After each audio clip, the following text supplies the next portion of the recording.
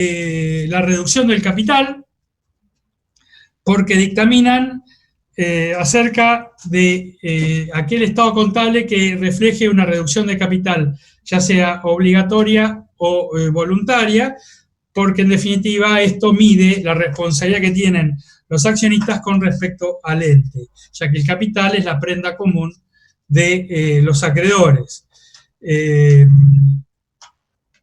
También examinan los libros y la documentación respaldatoria para controlar la sinceridad y la veracidad que tengan cada uno de los asientos que se vuelquen a los respectivos libros, y esto lo verifican por lo menos una vez cada 3 meses.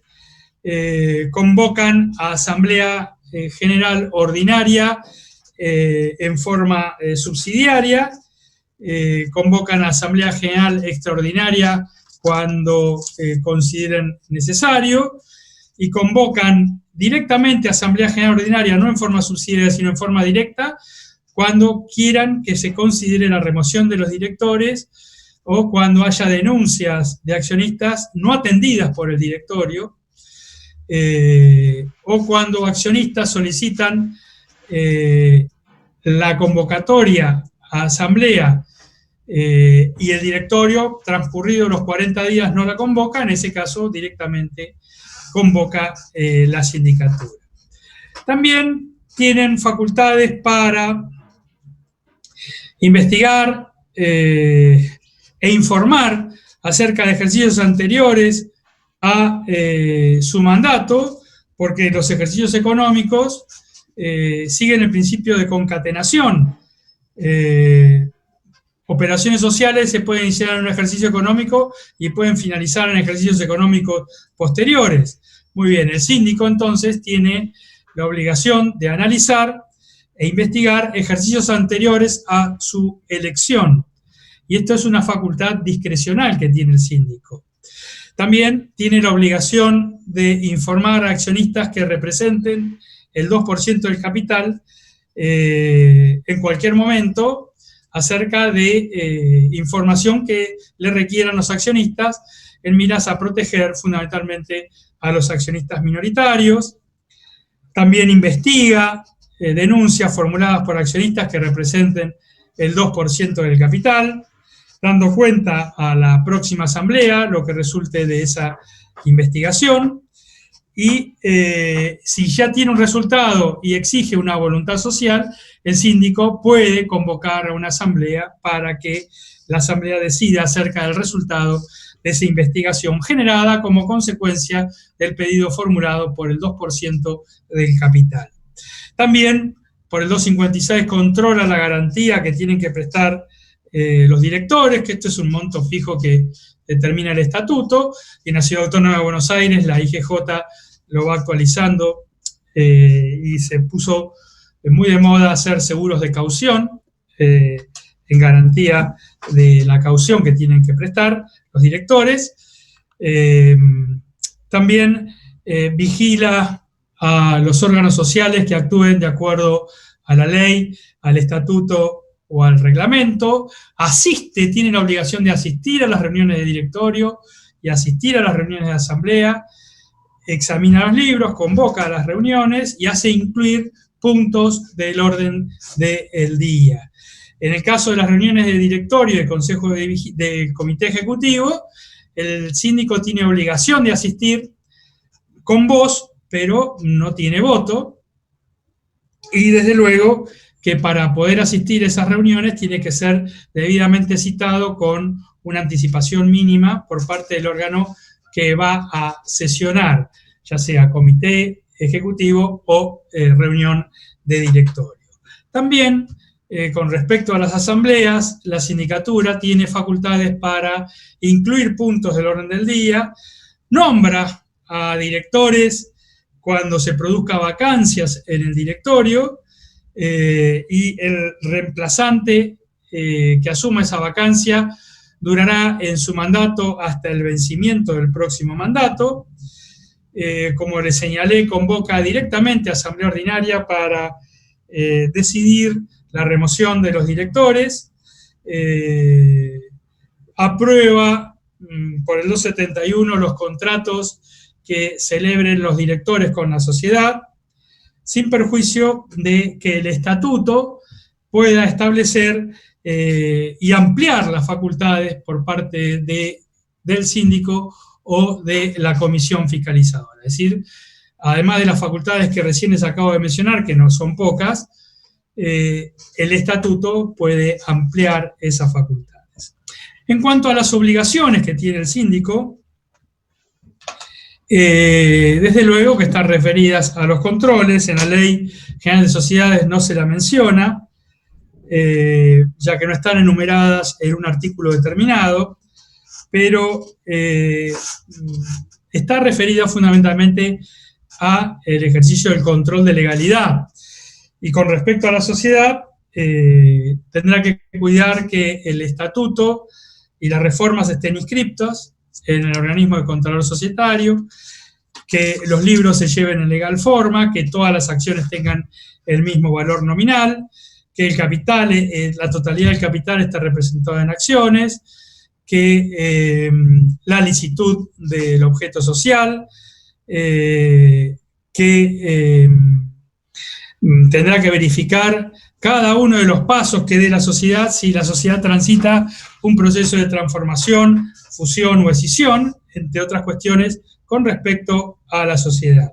Con respecto al directorio, y bueno, tendrá que verificar que el directorio se reúna periódicamente, acuérdense que eran por lo menos una reunión cada 3 meses, que la remuneración esté de acuerdo a lo decidido por la Asamblea y el Estatuto y la ley, que las decisiones en el directorio se tomen por mayorías, que todos tengan un domicilio especial, todos los directores tengan un domicilio especial y la mayoría absoluta un domicilio real, que el directorio esté debidamente integrado en cuanto a sus miembros, que si hay alguna vacante, el síndico elija hasta el vencimiento del mandato la vacante que se ha producido, que el directorio no tome en garantía de sus funciones las acciones de la misma sociedad en los términos del artículo 222. Esas son algunas obligaciones con respecto a el directorio. Con respecto a los accionistas, ¿qué responsabilidad tienen? Es decir, yo creo que de esta manera uno puede tomar más noción de la amplitud y de la envergadura que tiene la función del síndico, ¿no? Con respecto a los accionistas, tendrá que verificar que los socios integren los aportes, que se los declare en mora cuando están en mora en cuanto a la integración de los aportes, que se cumplan, por ejemplo, las prestaciones accesorias, que se respete el derecho de preferencia, que se respete el pago de dividendos, que se depositen o se comuniquen previamente a la asamblea con los plazos debidos para poder asistir a una asamblea por parte de los accionistas, que no voten accionistas que tengan un interés contrario al de la sociedad, que se respete el derecho de receso, por ejemplo. Esas son algunas cuestiones que hacen a la responsabilidad del síndico desde el punto de vista de los accionistas. Y desde el punto de vista de la asamblea, ¿cómo se manifestaría la responsabilidad de la sindicatura? Y bueno, en primer lugar, que la asamblea se convoque en forma correcta, de acuerdo a la ley, que los acuerdos se tomen con las mayorías y el quórum que exige la Ley General de Sociedades y el contrato social, que la asamblea sesione sobre la base de los puntos del orden del día, que las actas se encuentren refrendadas por el presidente y por las personas designadas para firmar el acta, que las actas sean un fiel reflejo de todo lo deliberado y resuelto por la asamblea, y que fundamentalmente el directorio cumpla todo lo resuelto por la asamblea, porque las decisiones asamblearias que se toman por el principio de mayoría son las que generan la voluntad social, es decir, la voluntad de la sociedad.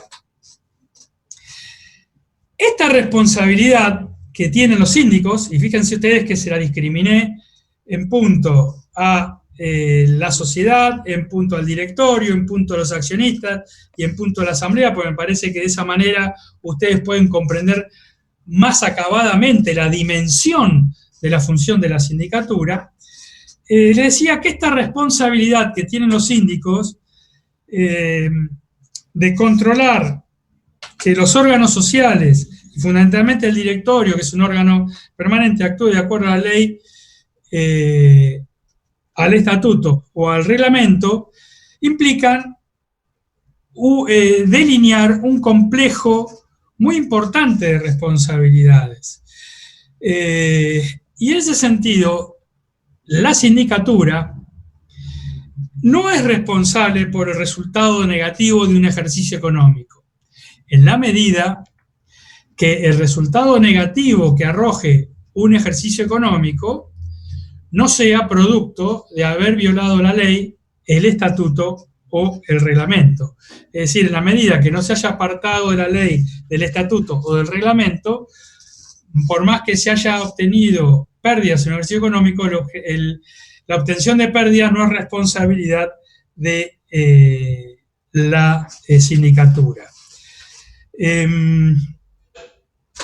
Los síndicos tienen que obrar de acuerdo al 59, es decir, con diligencia y lealtad. Diligencia en cuanto a tratar de neutralizar en forma inmediata todos aquellos actos que sean dañosos a la sociedad.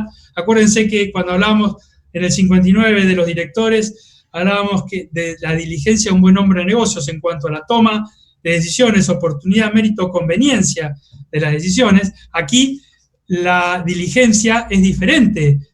Si bien es cierto que se aplica el 59 para los síndicos, pero con otro alcance, porque la diligencia es tratar de evitar actos dañosos para la sociedad y, si se producen, tratar de neutralizarlos lo antes posible. Y en cuanto a la lealtad, que el síndico actúe siempre en interés de la sociedad y que la información que obtenga no sea utilizada en provecho propio. La responsabilidad que tienen los síndicos es una responsabilidad solidaria cuando estamos frente a una sindicatura colegiada, y además es solidaria con respecto al directorio cuando los hechos realizados por el directorio o las omisiones cometidas por el directorio que generen daño se hubiesen podido evitar si el síndico hubiese actuado de acuerdo a la ley o al estatuto. Entonces, fíjense ustedes lo siguiente. El síndico es responsable personalmente con todos sus bienes. Si hay más de un síndico, la responsabilidad es personal y solidaria con el restante síndico. Si hay un solo síndico o hay varios síndicos, pero el directorio es responsable por lo que hizo o dejó de hacer, y en la medida en que la sindicatura, si hubiese actuado de acuerdo a la ley o al estatuto, hubiese impedido que el directorio, ya sea por acción u omisión, cometiera un hecho dañoso para la sociedad, el síndico también es responsable en forma solidaria con el directorio. Entonces, fíjense, el síndico es responsable por lo que hace y deja de hacer el síndico, o por lo que hace y deja de hacer los síndicos, o algunos de ellos, porque son responsables solidarios, y además es responsable por lo que hace y deja de hacer el directorio, que genere daño, y que ese daño se hubiese podido evitar si el síndico hubiese actuado de acuerdo a la ley o al estatuto. Fíjense la amplitud de responsabilidad que tiene el síndico. Realmente es una figura muy antipática. Antipática para la sociedad porque implica un control. Antipática para el directorio porque implica un control. Y antipática para el mismo síndico porque el síndico es responsable por lo que hace y deja de hacer él, por lo que hace y deja de hacer los restantes síndicos, y por lo que hace y deja de hacer el directorio en la medida en que eso implique responsabilidad o un hecho dañoso para la sociedad. Realmente es muy grande la responsabilidad de los síndicos. ¿Y cómo se efectiviza esa responsabilidad? Se efectiviza por una decisión de la asamblea que importa remoción del síndico. Se aplican todos los pasos que hemos visto de responsabilidad de los directores a partir del 271 al 279 de la ley, mediante la acción social o la acción individual de responsabilidad, acción social ante la falsedad sobre una situación financiera en su informe o ante la acción u omisión que genere un daño, y acción individual si, por ejemplo, algún accionista que represente el 2% del capital le realiza una denuncia para que el síndico investigue sobre un hecho puntual en la sociedad y el síndico no investiga. Muy bien, la consecuencia de ello es iniciar una acción individual de responsabilidad. Si en la acción social de responsabilidad que decidió la sociedad, transcurridos 3 meses sin que la sociedad la inicie, cualquier accionista la puede iniciar de los mismos términos que hemos visto para la acción social de responsabilidad de los directores. Ahora bien, ¿cuándo se exonera de responsabilidad del síndico? Se exonera de responsabilidad si él actúa siempre de acuerdo a la ley, al estatuto o al reglamento, si actúa con diligencia y con lealtad, y si prueba que se opuso a cualquier desviación que haya cometido el directorio o haya decidido la asamblea en la medida en que pruebe, mediante dejar constancia en actas, su oposición en tiempo y forma, es decir, antes que se produzca la desviación. ¿Y cuándo se extingue la responsabilidad del síndico? Se extingue cuando se aprueba la gestión, cuando se le acepta la renuncia o cuando se produce una transacción. Renuncia y te libero de responsabilidad, salvo que la responsabilidad sea producto de violar la ley, el estatuto o el reglamento, o haya oposición del 5% del capital, en los mismos términos de extinción de responsabilidad que hemos visto para los directores. Y la responsabilidad de los síndicos se extinguen dentro de los 3 años de decidida por parte de la asamblea iniciar la acción de responsabilidad. Esto es por parte de la sindicatura.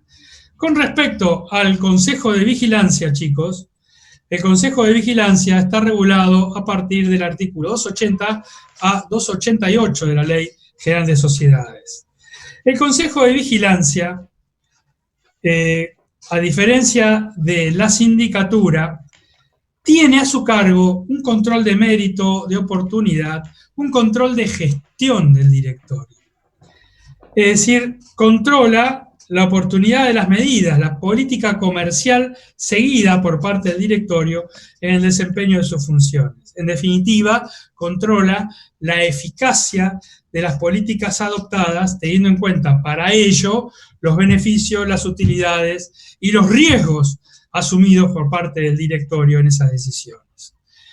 Esto es una diferencia sustancial en cuanto al control que realiza el Consejo de Vigilancia con relación al control que realiza la sindicatura, porque para la sindicatura vimos que el control que realiza el directorio es un control estrictamente de legalidad, que lo que realice el directorio esté de acuerdo a la ley, al estatuto o al reglamento. Acá no, acá el Consejo de Vigilancia controla la eficacia de las políticas adoptadas por parte del directorio, teniendo en cuenta para determinar la eficacia de las políticas empresarias adoptadas por el directorio, los beneficios, las utilidades obtenidas y fundamentalmente los riesgos corridos o asumidos para obtener esos beneficios o esas utilidades. ¿Quién designa al Consejo de Vigilancia? Al Consejo de Vigilancia lo designa la Asamblea General Ordinaria a través del voto mayoritario. La puede designar las asambleas especiales por clases de acciones y también se puede designar por voto acumulativo. La designación como la cesación de los miembros del Consejo de Vigilancia deben inscribirse en el registro público y se publica por un día en el boletín oficial. ¿Cómo está organizada el Consejo de Vigilancia? El Consejo de Vigilancia está organizada con un número mínimo y un número máximo de integrantes, a diferencia de lo que sucede con la sindicatura. En la sindicatura vimos que hay un número mínimo, pero no hay un número máximo, porque el número máximo lo determina el estatuto. Muy bien, acá el número mínimo es de 3 miembros y el número máximo es de 15 miembros. Yo les participo que a esta altura de mi vida profesional he visto sociedades que han tenido consejo de vigilancia, he visto sociedades muchas también que han tenido consejo de vigilancia, he visto muy pocas sociedades que han tenido sindicatura y consejo de vigilancia juntas, muy pocas, pero las he visto. Lo que sí quiero señalarles es que nunca he visto sociedades que tengan un consejo de vigilancia cuyos integrantes sean un número superior a 3 miembros. Siempre fueron 3 miembros, a pesar de que la ley dice que pueden ser de 3 a 15 miembros. Nunca vi un consejo de vigilancia integrado por 15 miembros porque además no es operativo. Un consejo de vigilancia integrado por 15 miembros es una asamblea, no un consejo de vigilancia. Entonces, no lo he visto. Entonces, la ley, en cuanto a la organización, primero señala que es de 3 a 15 miembros. Pero en segundo lugar, como requisito obligatorio y por lo tanto ineludible e inexcusable, para ser miembro del Consejo de Vigilancia se necesita ser accionista. Acá no importa si es abogado, contador, bailarín, carnicero o investigador en la NASA. Lo indispensable y obligatorio es que para ser miembro del Consejo de Vigilancia tiene que ser accionista de la sociedad. Y tienen que ser accionistas al momento de su designación y por todo el periodo que dure su mandato. ¿Mandato hasta qué periodo de tiempo se puede extender? Se puede extender como límite máximo 3 ejercicios. Igual que la sindicatura, los miembros del Consejo de Vigilancia pueden ser reelegibles. En cuanto a la remuneración, a diferencia de la sindicatura, aquí se le aplican los mismos términos y el mismo régimen de remuneración de los directores, es decir, se aplica el artículo 261, por lo tanto, hasta un monto máximo de utilidades que se distribuyan, que es hasta el 25% de las utilidades, en caso de distribuirse en un 100%, en caso de no distribuirse utilidades, hasta el 5%, y se van incrementando progresivamente en proporción al porcentaje de utilidades que se distribuyan. Pero el mínimo es el 5% y el máximo hasta el 25% de las utilidades. No necesitan prestar caución por el desempeño de sus funciones, porque son accionistas. La revocación de su designación es libre, no necesita causa, y la remoción, a diferencia de la revocación, como lo hemos visto hasta ahora, la remoción requiere justa causa y en este caso convoca a asamblea para considerar su remoción. Y si se deniega la remoción de algún miembro del Consejo de Vigilancia cuando tenga inhabilidades o incompatibilidades, aquel accionista que haya promovido la convocatoria de asamblea por existir alguna inhabilidad o incompatibilidad de algún miembro del Consejo de Vigilancia podrá requerir en sede judicial la remoción de esta persona.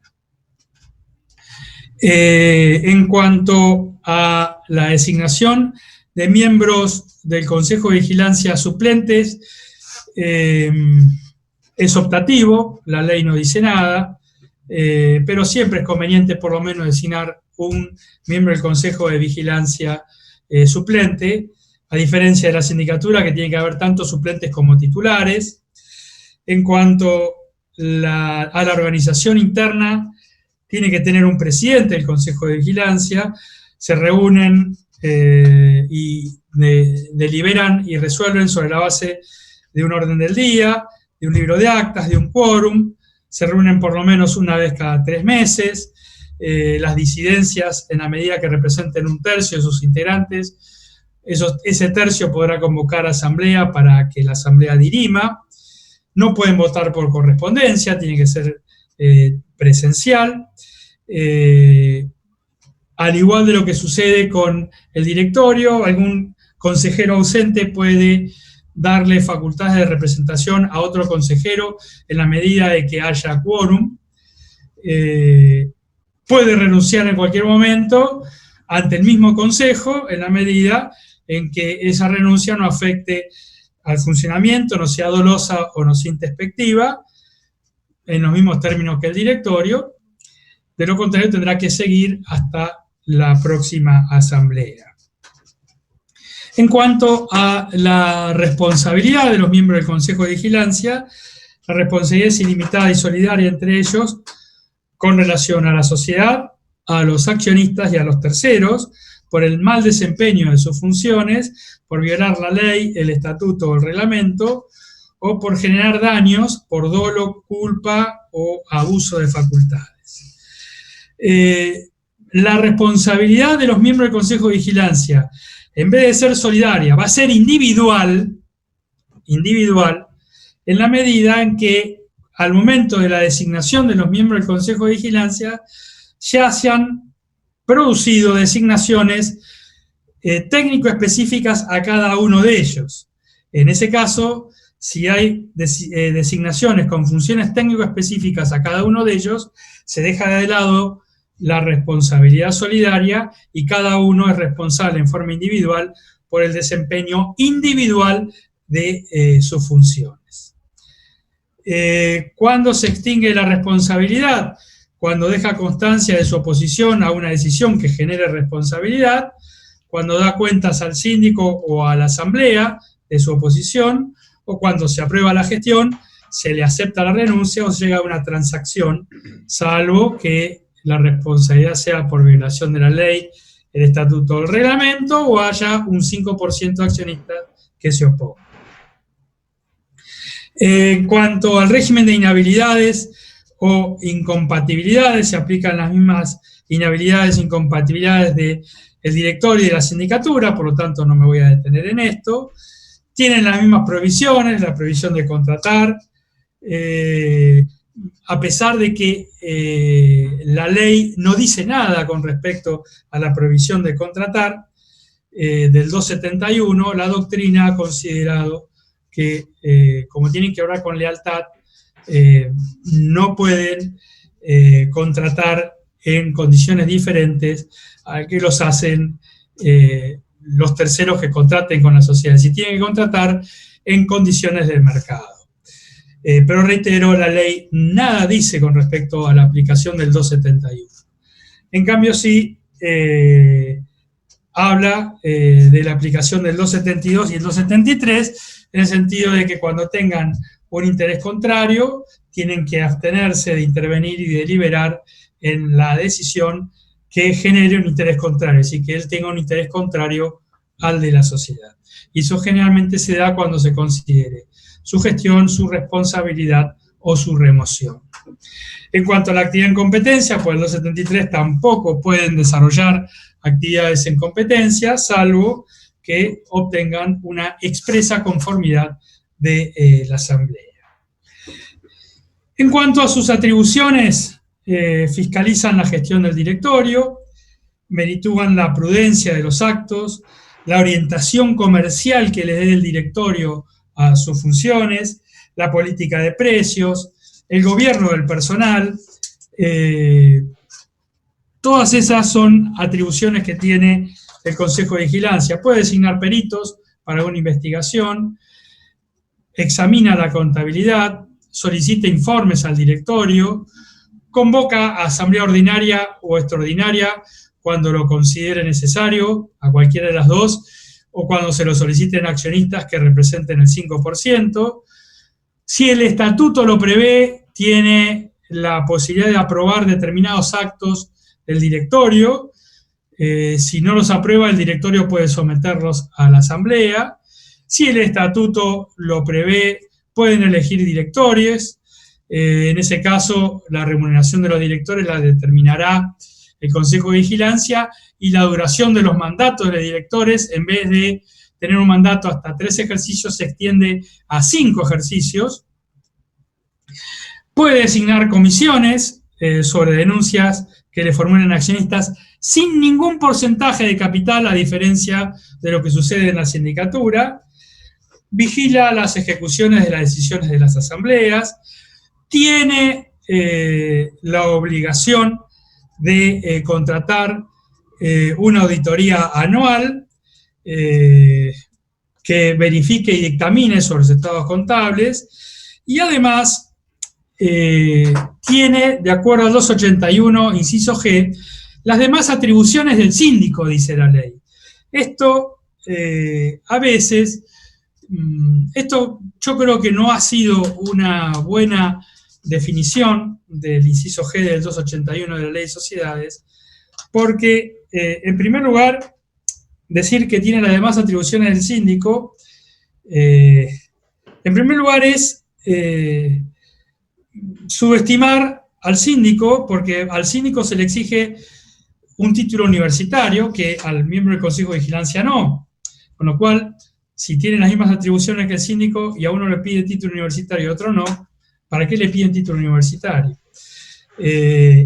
Por un lado, ese es del lado del síndico, y como profesional universitario, por supuesto lo pongo en primer término. Pero además, si llegan a coexistir las figuras de la sindicatura y del Consejo de Vigilancia en una sociedad, si el Consejo de Vigilancia, además de las atribuciones que he señalado, tiene las demás atribuciones del síndico, por el 281G, de coexistir las dos figuras, pueden llegar a generarse controversias y producirse conflictos, y ese conflicto tener que dirimirlo por la asamblea, porque si los dos tienen atribuciones y uno dice que sí y otro que no, lo va a tener que resolver la asamblea, y por cada conflicto que se genere entre la sindicatura y el Consejo de Vigilancia acerca de tomar o no una decisión que son propias de las atribuciones, tanto de la sindicatura del Consejo de Vigilancia, pero la sindicatura dice que sí y el Consejo de Vigilancia dice que no, resulta antieconómico para una sociedad permanentemente estar convocando a una asamblea. Pueden incluir puntos en orden del día, pueden vigilar el cumplimiento de las decisiones sociales, examinar la documentación social, fiscalizar la liquidación y impugnar los actos o decisiones asamblearias.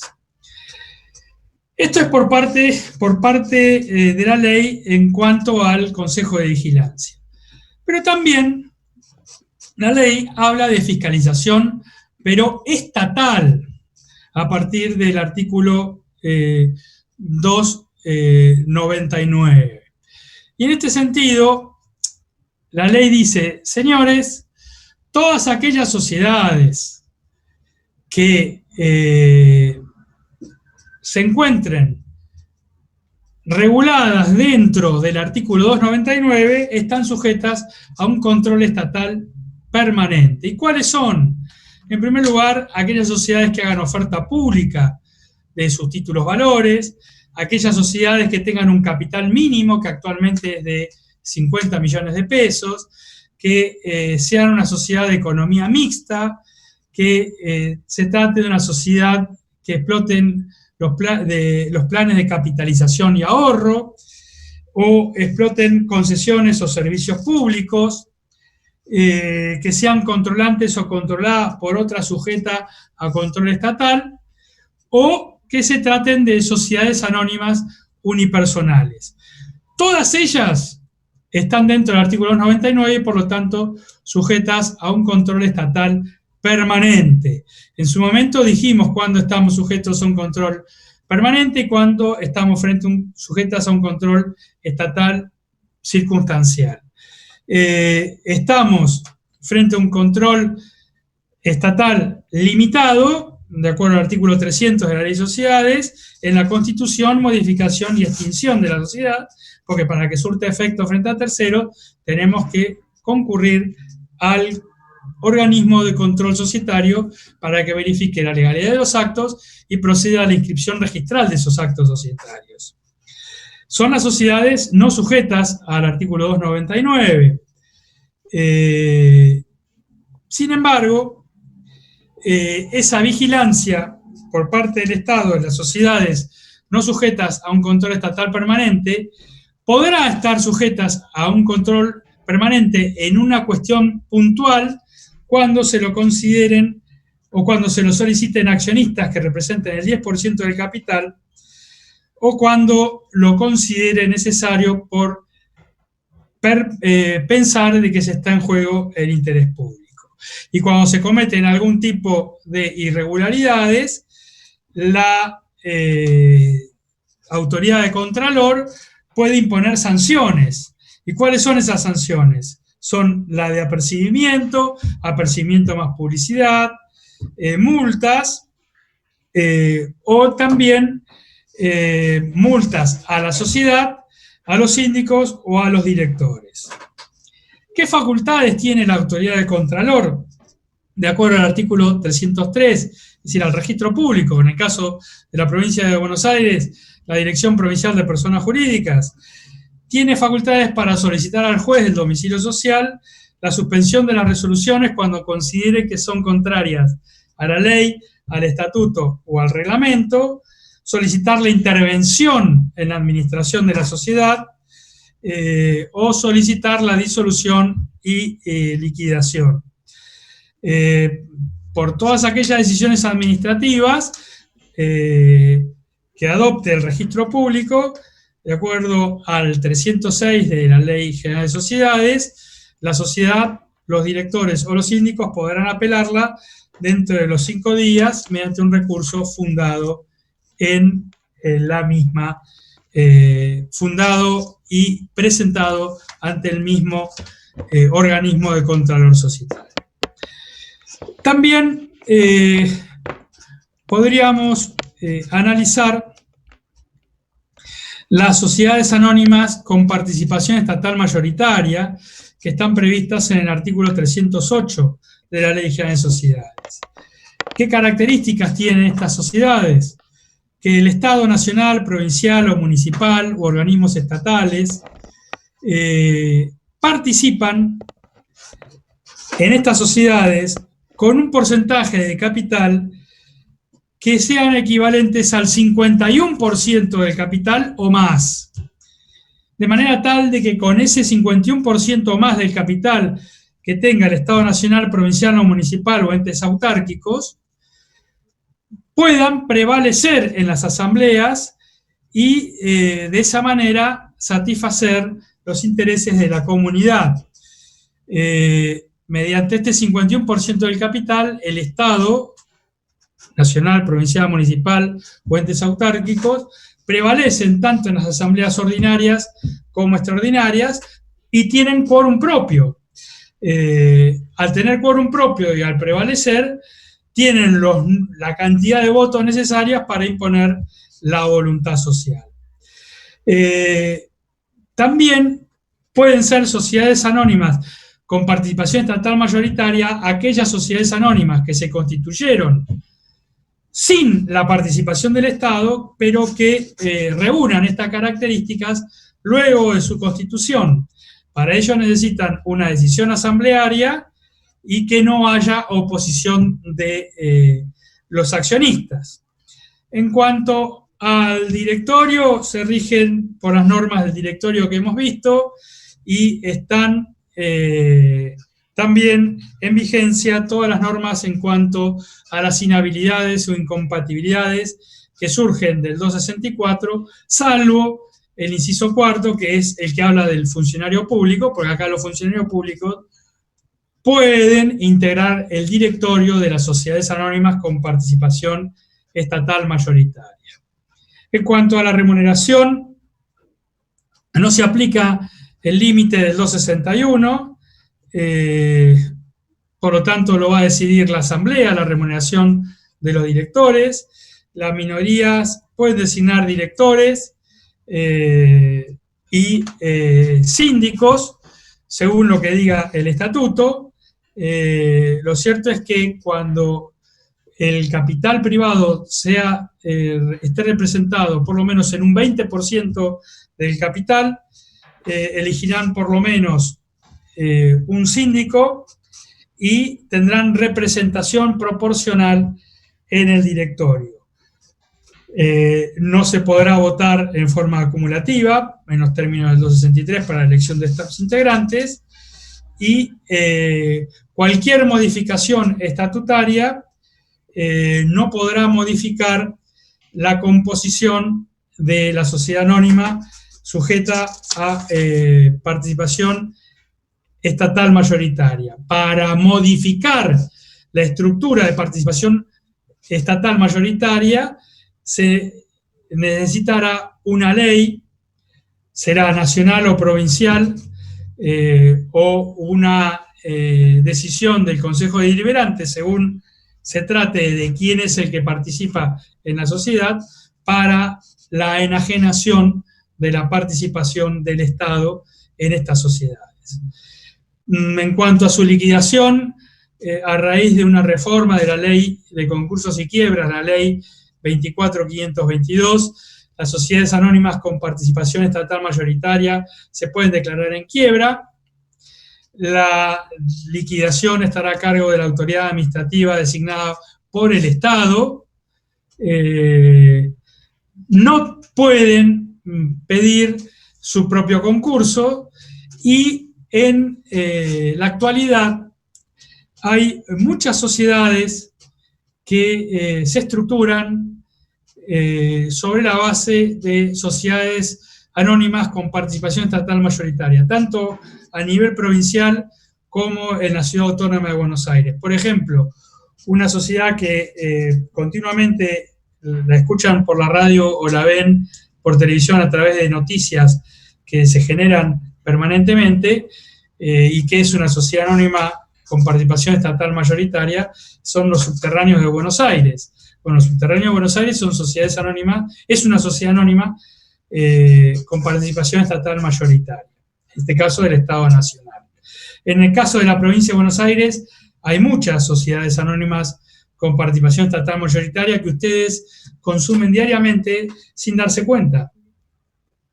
Por ejemplo, Aubasa, que es la sociedad anónima que tiene a su cargo la concesión de la autopista La Plata-Buenos Aires, es una sociedad anónima con participación estatal mayoritaria. ABSA, que es Aguas Bonaerenses, sociedad anónima, es una sociedad con participación estatal mayoritaria.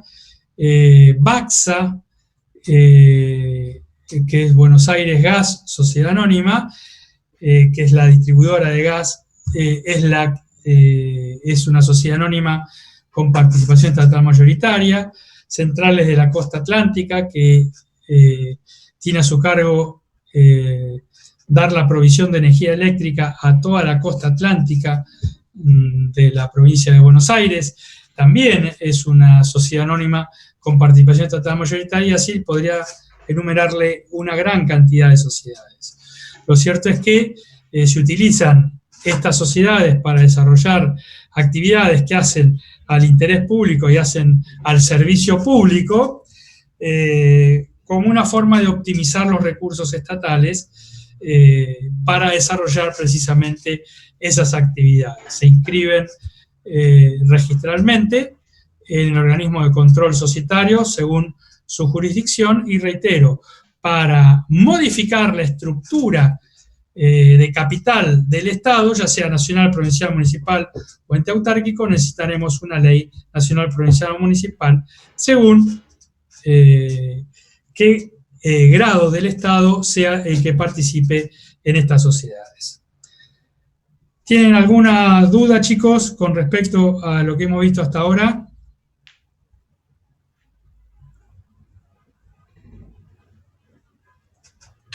¿No tienen ninguna duda? Bueno, entonces la clase de hoy la finalizamos acá y les voy a subir material para en el aula virtual, en el AU24, les voy a seguir material de todos estos temas.